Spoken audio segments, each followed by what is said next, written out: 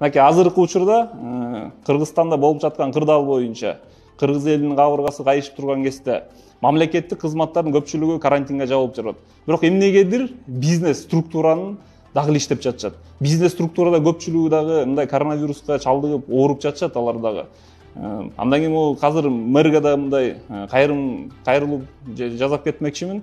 Анткени деген мынакей азыр коомдук жеке унаалар боюнча бусиктер боюнча бул жерден чектөө киргизип коюшпадыбы?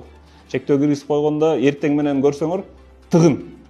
Бул тыгынды жоготуш үчүн азыр деле элге деле айтыш деле мындай эл деле түшүнөт болуш керек. Анткени жол киренин баасын кичине көбөйтүп, бирок ошо маршрутканын ичиндеги салондун ичиндеги 15 или 13 эле адамды перевозка кылып турса, бир күндө бир 3 эле кадам, 3 эле каттоо жасашса, ошо деген тыгынды толтуруп алып 5-6 каттоого ошо эле акча чыгып калат да. Аны дагы биз дагы кыргыз элинде түшүнүш керек. Ошо да бусикти айдагандар, шопурлар да түшүнүш керек.